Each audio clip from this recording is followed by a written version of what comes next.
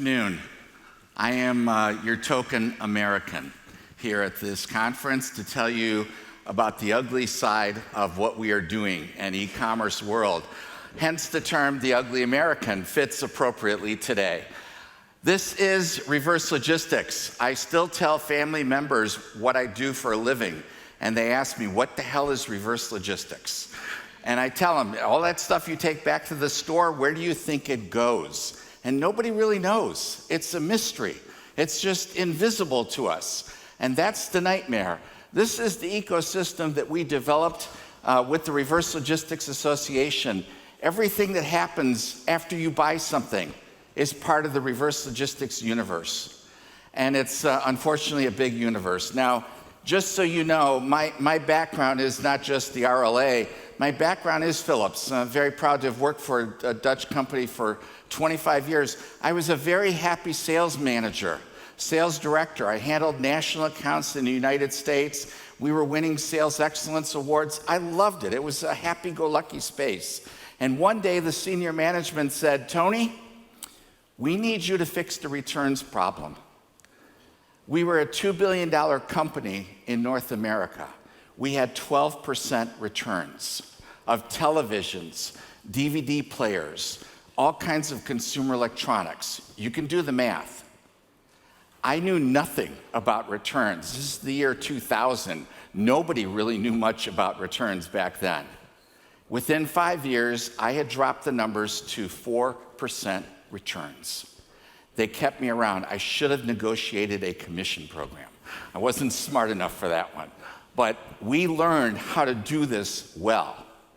We learned how to process the returns, how to reduce the returns, how to resell the returns. And then e-commerce came along, and the world changed. You make it easy for people to shop online, and they will. You make it easy for returns, and they will return far more than they do to the stores. I'm guessing most of you in the room have bought something online, so I don't need a show of hands for that. But how about a show of hands for those who have returned something online? I know there's a lot of you. In fact, it's almost the entire room. Thank you. It's you're part of that 25% nightmare that is getting even larger.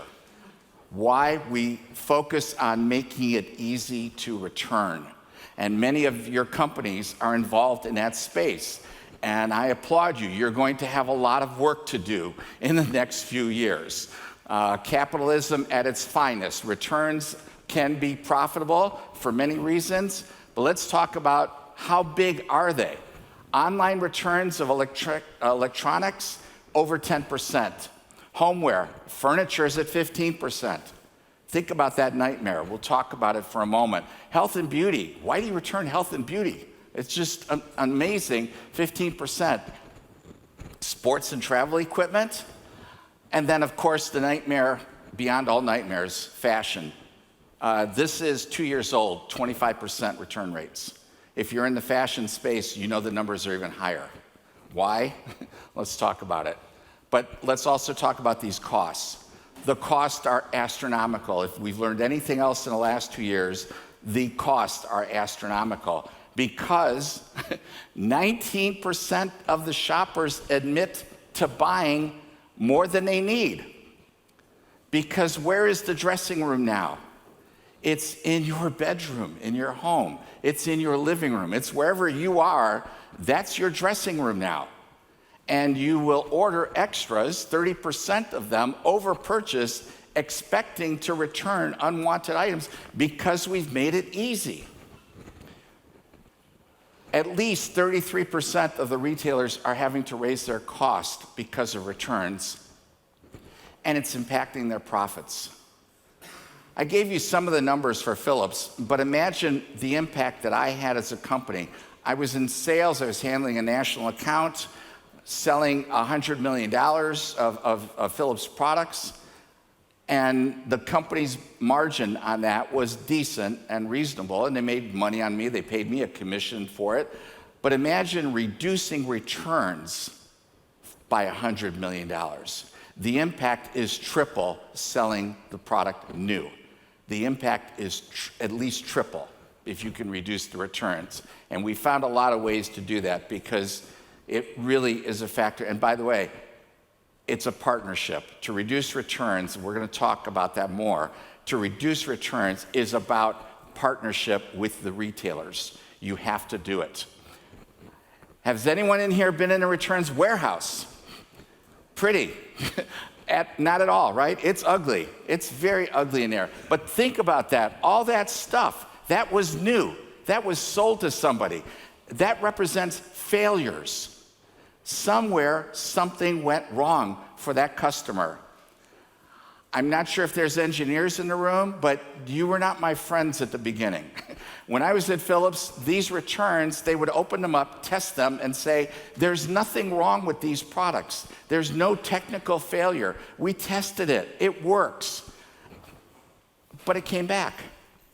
So the blame went to the retailers. Let's blame the retailer. They are too liberal on their returns policies. They shouldn't be taking these things back. There's nothing wrong with them. Except that I met human factor engineers, people who talked about making things easy to use for you, making things that you buy connect to other things easily. These are terms that we don't hear enough about. Human factor engineers can make a difference. A simple example, why would electronics come back? Why would a simple clock radio with a CD player come back? Because the instructions were in 12 languages. 12 languages. You had to struggle just to figure out which one was in your language, and then the words are in small print, and there's no pictures. And we learned about quick start guides. Give the customer the experience, open the box, give them 4 steps, 5 steps, how to turn it on, how to make it work, and they love you for it, as opposed to 12 language instruction books. That's why some of this stuff comes back. And by the way, liquidation is not the solution. There's going to be a lot of liquidation coming on, but that's not the solution. I believe in sharing numbers. Numbers are important. And why? Because unfortunately, we are exporting to you what we're failing at in the United States. 16.6% returns last year in the United States, $761 billion worth of products returned to the stores or the e-commerce retailers. To put that in perspective, 761 billion, if that was a gross domestic product, we'd be a country sized number 18 on the list between Switzerland and Ireland. The GDP of the returns alone is bigger than Amazon, bigger than Walmart. It's huge, and I'm sorry to say, we are exporting that culture to you. E-commerce has its own nightmare. And that was only 15 to 20% of the US sales in 2020, and 2021 went up a little bit. But the merchandise purchased online, everyone knows the returns are well over 25%. Think about 25%. So 1 out of every 4 packages that's being shipped today is going to come back. 1 out of every 4. It's a nightmare. We can fix things, and we will, and we are, but it's still going to continue to be a huge industry because retailers see it as a returns mentality. You have to make it easy for the customer to return something, or they won't buy from you because other people have made it easy for them.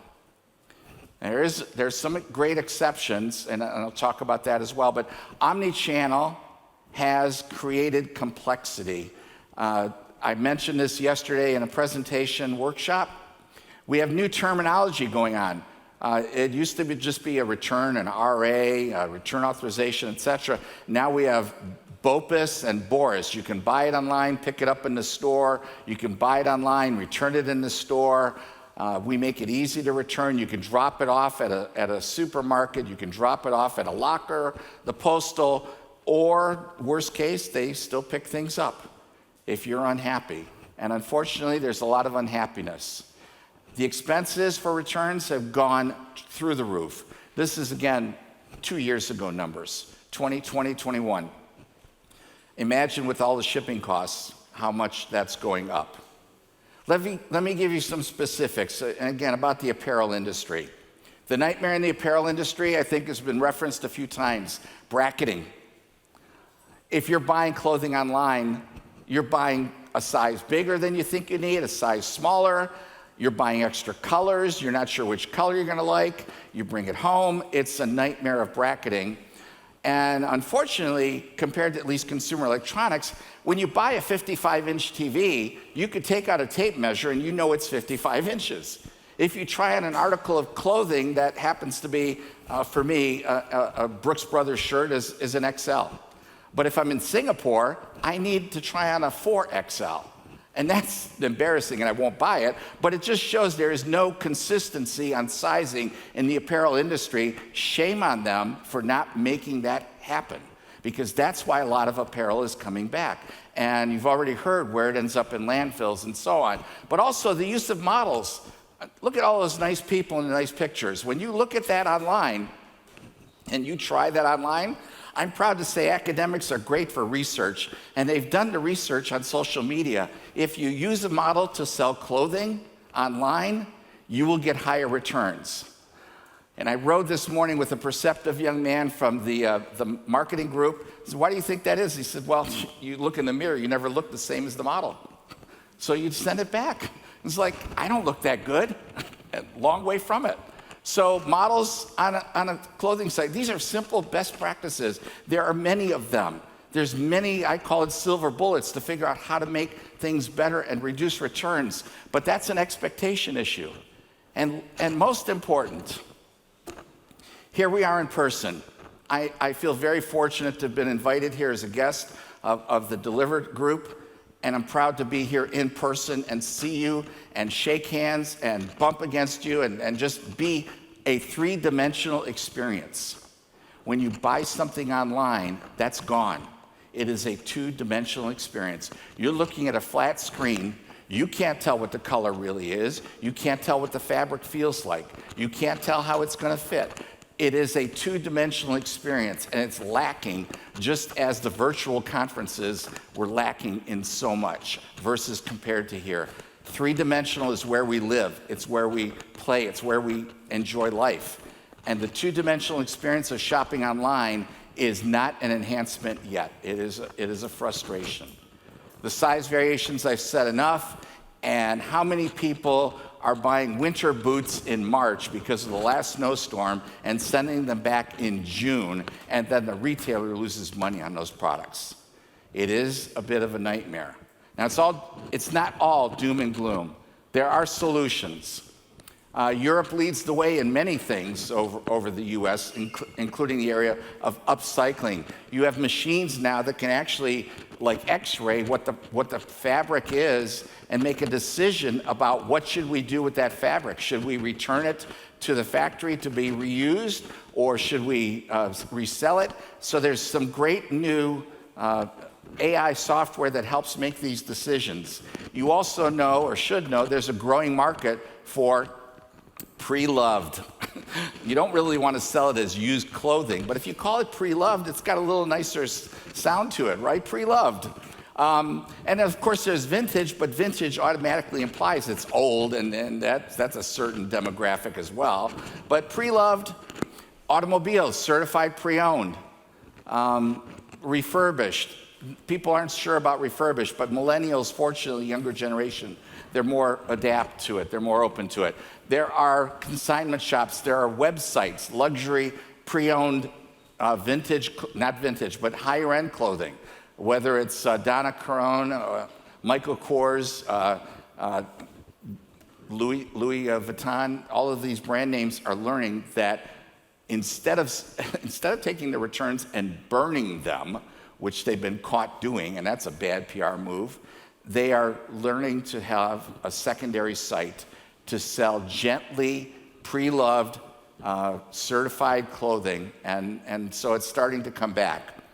And again, and the premium brands are doing that because they're smart. I mean, you know, you order a Kim Kardashian bikini for $300 online, and you get it, you don't like it, and you send it back. What happens to that stuff? It's just something to think about. Now, if you're a real premium brand, one major solution is serial numbers on your product and RFID, because that helps you identify when that product was sold, where it was sold, and gives you a better sense of what to do with it. The world is about now not recycling, but reusing, recovering, and improving that area will help us all and help the planet, of course, too. Now, this is the apparel space. I think it's interesting that the apparel is almost as destructive to the environment as this picture. It used to be that just electronics were the problem. And as we approach 75 million metric tons of e-waste, it's a big problem, and it's also being addressed. But the apparel industry is now generating almost as much in the way of returns as this kind of e-waste. So I'm here showing you the dark side because it all makes a difference. It makes a major difference. The major difference is that we now have to think circular. We now have to think about not just sustainability, but being circular completely. And I'm proud of some of the companies that are in the exhibit hall here at Deliver. Some of them are members of the association that we have. We're a global association.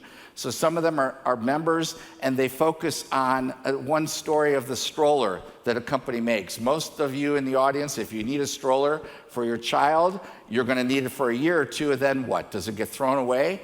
No. Some of the partners are capable of taking that and doing something and reselling it for you. So it's an end-to-end solution goal now to find every which way you can to reduce returns, but also reuse the returns. You have to, because consumers are paying attention. Investors are paying attention. The ESG scores are now becoming public information. And that's how investment firms, venture capital firms, are looking at companies and saying, do we invest in them? It's important. In the government legislation area, again, Europe leads quite a bit with regulations that help people dispose of things properly, or maintain them or use them. I'm very proud of the French Repairability Index. It tells people before they buy a product, can they get it fixed? In our country, in the United States, we're fighting over the right to repair. Consumers, if you buy a mobile phone, you don't have the right to repair it. You cannot easily get schematics, parts, etc., because the manufacturer wants to do it themselves. So the right to repair has become a big movement in the United States, and we see that growing. And finally, that secondary market that we talk about, reusing the products, it is becoming global. There are partners here who can talk about that, but they can offer it and sell it everywhere. And that, there's always someone who can use some of these return products. Now, I didn't get to talk enough about how to reduce returns. I gave you the one example at Philips. Things like the instruction books in the United States were written at such a high level, people couldn't understand them. The University of Pennsylvania said, you know what, people read on a 6th grade level, you better dumb down the books. And that made a difference. There's so many ways to prevent returns, reduce returns, and think about the importance of it. Remember, 1 out of every 4 packages going out in e-commerce is coming back. Anything you can do to stop it can make you a hero at your company, and more important, make a difference for the planet. That's it. Thank you very much.